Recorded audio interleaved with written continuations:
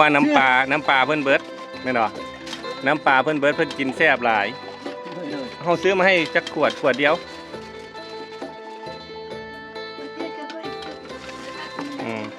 เอาตัวนะเอาค้างเอาน้ำอันนั้นมาให้หน่อยจะมีกระเทียมเหรอบ่มีเลยกระเทียมบ่มีอัดกีนะ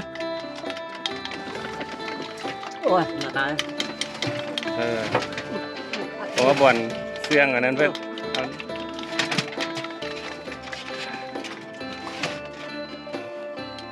เอาเบิ่งเด้อบัดนี้เอาสาวเตียงมานั่งเบิ่งพี่สาวเตียงนนอันตะเกมาเบิ่งเพิ่นอันนี้ให้นี่หั่นค้างให้มันแห้งก่อนเด้อน้ำหั่นค้างน้ำให้มันแห้งก่อนแล้วจะเอาน้ำมันใส่อันนี้กะตีเป็นฟองโอ้ยมันต้องบีบให้มันไหลลงเท่าไหร่น้อยพอแล้วพอแล้วอีกเจ็บบัดนี้บัดนี้เพิ่นนี่ให้หน่อยตีไข่บัดนี้นี่ตีให้มันเข้ากันเครื่องปรุงเมื่อกี้นี่นะถ้ามันมีผักบัวผักหอมนี่ก็ซอยไส้เด้อซอยไส้นี่แล้วจังทอดนะบัดนี้เจ้าจูไฟให้เพิ่นนะฮะจะใส่ขอมาเขาเอามาให้หรือขอมาเขาเอามาให้เอามาเลี้ยงนี่แหละเข้ามันก็ไปกับหมาน้อยนี่แหละเบิร์ดใช่หรอเนี่ยถ้าให้มันเดือดก่อนต้มมาม่าก็คือกันถ้าน้ำให้มันเดือดก่อนได้เราจะเอามาม่าลงกินจนเบิร์ดกล่องแล้วยังต้มแบบเก่าอยู่แม่หรอโอ้ยให้น้ำมันเดือดก่อนบัดนี้แล้วจังเอาเครื่องปรุงลงเครื่องปรุงหูจักอย่าเครื่องปรุงต้มน้ำให้มันเดือดแล้วเลยเอาใส่เครื่องปรุงนี่เห็นหรอมันเดือดปุ๊บมันยังบ่เดือดคักนี่เห็นหรอมันเดือดแล้วมันสิโคตรเห็นหรอเห็นบ่สาวเห็นแบบนี้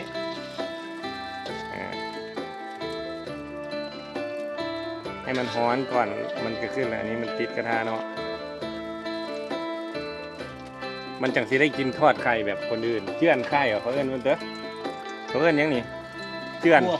คั่วบ่แม่นลาวเจื่อนบ่เจื่อบ่อีหยังคั่วหอมบ่แม่นอีกบ้านนึงเจื่อนบ่เจื่อนเหรอเจื่อนไข่เหรอทอดนะเขาเอิ้นว่าเด้อจื้นนี่จื้นแบบนี้เนาะ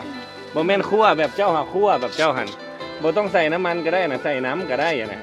ใส่น้ำหรือคั่วเอานี่ถ้าทอดแบบนี้ให้มันเป็นแผ่นแบบนี้อันนี้หาไปล้างน้ำให้เพื่อนเลยล้างน้ำจังหน่อย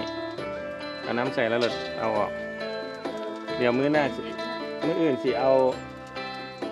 แนวน้ำยาล้างจานกับอันนั้นมาให้นี่แหละแบบนี้แหละมันจะคือทอดไข่นี่เบิ่งเอาวันนี้เบิ่งเอาไอ้เพื่อนได้เบิ่งแล้วมันบ่เป็นเลยต้องถึงมือแม่น้องแสนดีทุกคนอันนี้ผมเข้าไปบ่ได้นี่มันสีหักผมนักอีเลยอันนั้นข้าเจ้าต้องได้ยองไปชุกพอแล้วปะพอหรือยังอีกรอบหนึ่งโอเคนี่เห็นป่ะนั่นเป็นจังไดบ่ายเอาไปตั้งโต๊ะกินข้าวบ่นี้ไปตั้งกินข้าวมากินข้าวถึง3แม่ลูกนะมาชิมให้เบิ่งดูเอา2 ถ้วยนะมาเบิ่งกันดูว่าอันไหนมันเป็นจังไหนก่อนกันแม่ก็มานั่งกินน้ำกันนี่เข้ามานำกันเป็นเต๋อเขาทำนี่เนี่ยเส้นเหมือนหาก็ได้ปากก็ได้ปากก็ได้เหรอทำนี่เขาได้จะปากก็ได้เลยนี่นะเจ้าก็มาชิมทอดไข่เบิ่งเนี่ยยังไงเรียนมาชิมเบิ่งดูว่ามันเป็นจังไหน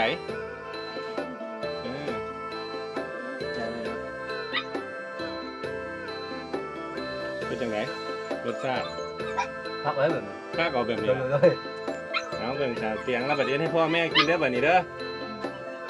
เบิ่งเอาละเป็นจังไหนแซ่บบ่แซ่บคักเราสิซื้อน้ำปลามาให้ถ้าใส่น้ำปลามันบ่ใส่เกลือมันจังใส่เกลือมันบ่ฮู้จักว่ามันเค็มซำใดนะถ้าใส่น้ำปลามันสิจืดลงเลยอันนั้นเลยโอ้นี่เขาเอิ้นว่าจื้อไข่บ่มาเด้อจื้น จื้นไข่เนี่ยหรือไข่เจียวหรือทอดไข่บ้านเฮาให้เพิ่นเอ็ดให้กินเบิ้งบัดนี้สุกเจ้ากินข้าวเที่ยงแล้วไหมเหรอ ด้วย บัดนี้เอาไว้กินข้าวแล้งเหรอเนี่ยเหรอ ได้ ทุกคนคุณแม่มะนาวนะเพิ่นลงมือทอดไข่ให้สาวเตียงเบิ่งเพิ่นจังเอ็ดเป็นเพราะว่าเพิ่นยังบ่เคยเฮ็ดเนาะแล้วก็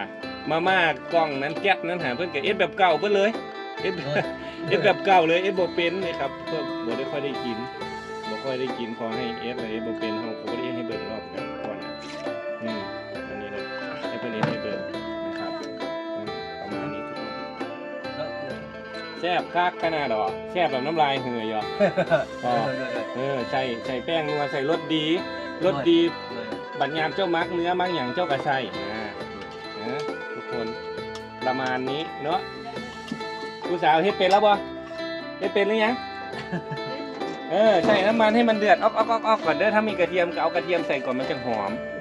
ใส่ผักใส่ไข่แล้วก็ตีรวมกันก่อนวันนี้มันกินมันยังแซ่บนะโอเคนี่บวกเมนูหนึงก็คือทอดไข่ทุกคนเราลองกินประมาณนี้นะไปนะ